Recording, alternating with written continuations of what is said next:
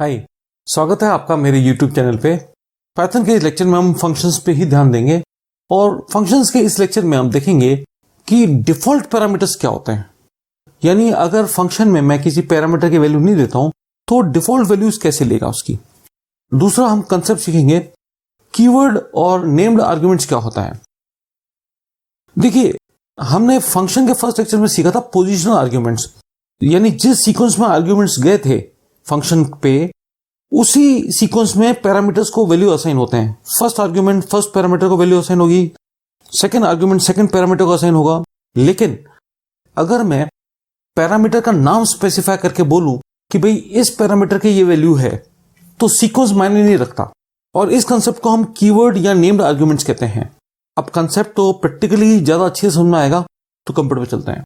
इस प्रोग्राम में हम keyword arguments, default parameters, position arguments कैसे यूज होते हैं वो सब सीखेंगे। अब ये प्रोग्राम है, फॉर एग्जांपल देखिए यहाँ पे एक फंक्शन है वॉल्यूम, जिसके अंदर आपने दो डिफॉल्ट पैरामीटर्स ले लिए, ठीक है, और एल यहाँ पे पोजिशनल आपका पैरामीटर है। आपने वॉल्यूम फंक्शन कॉल किया, 2 और 4 आर्ग्यूमेंट्स भेजा, 2 जाके फर्स्ट पैरामीटर एल को असाइन होगा, 4 जाके बी को असाइन होगा। एच पैरामीटर की वैल्यू आपने सप्लाई नहीं की तो उसकी वैल्यू डिफॉल्ट ले लेगा।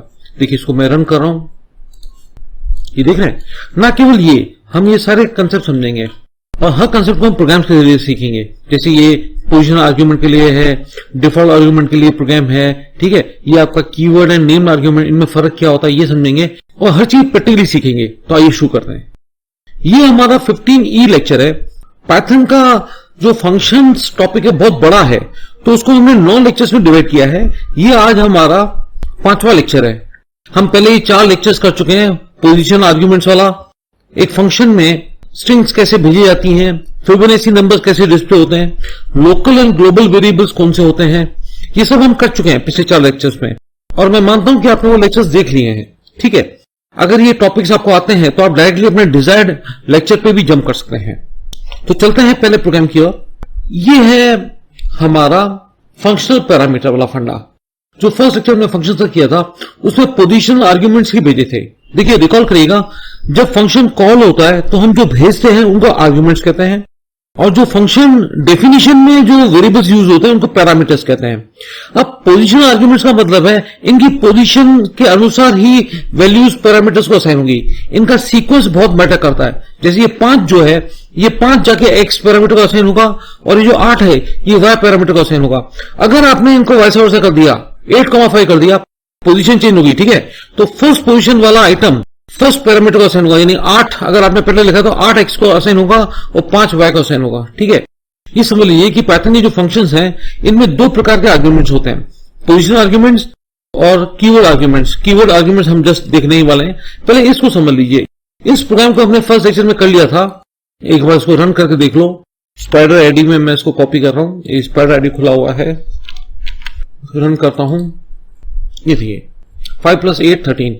पोजीशन वाइज, सीक्वेंस वाइज आपकी वैल्यू जो है, फर्स्ट वैल्यू फर्स्ट पैरामीटर को असाइन होगी, सेकंड वैल्यू सेकंड पैरामीटर को असाइन होगी।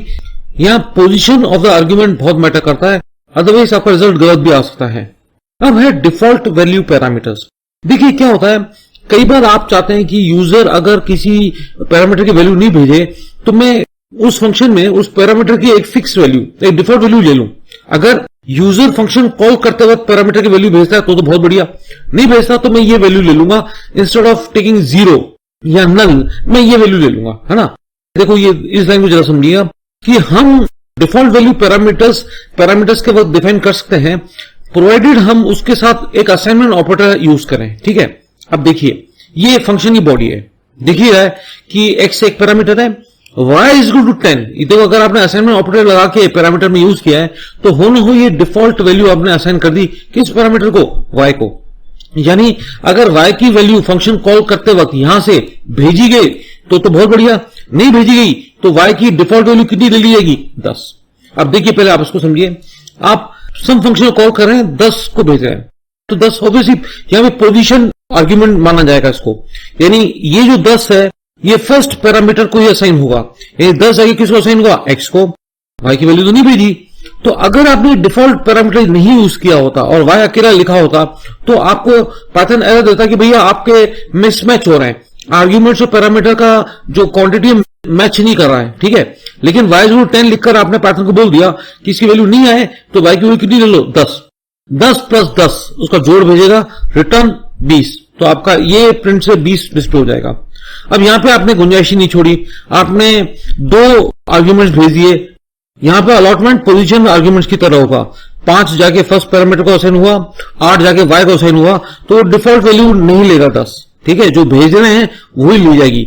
5 प्लस 8 13 आके डिस्प्ले हो जाएगा।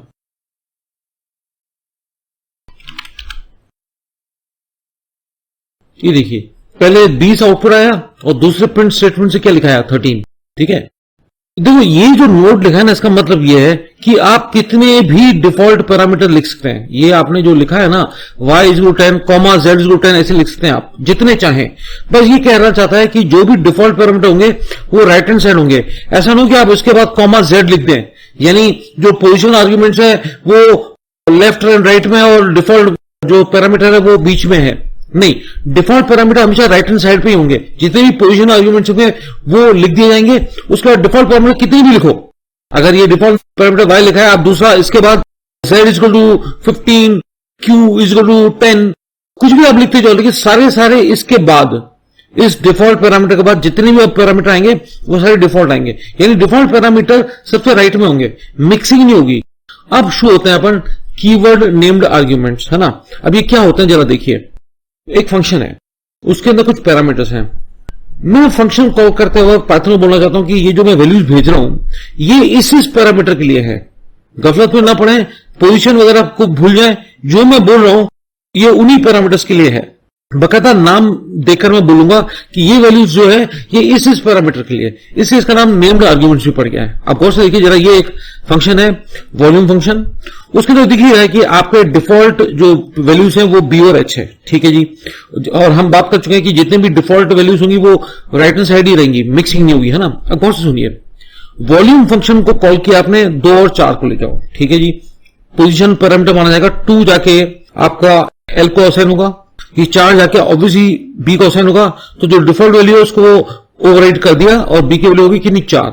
आपने एच की वैल्यू नहीं डिफाइन की, बहुत बढ़िया, तो एच की डिफॉल्ट वैल्यू कितनी लेगा, 10, ठीक है।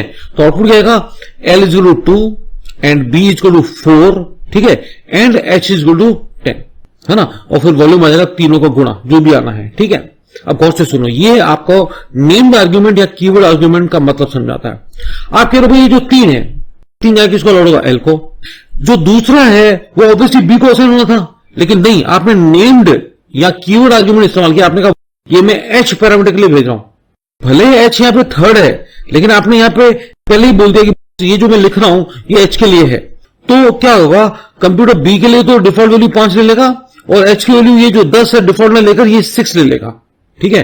तो एल की वैल्यू हो जाएगी 3, आउटपुट आएगा एल की वैल्यू 3, बी की वैल्यू डिफॉल्ट ले लेगा 5 और एच की वैल्यू लेगा 6, यानी सीक्वेंस से इसका लेना देना नहीं है। आपने तो डिफाइन करते वक्त ही बोल दिया।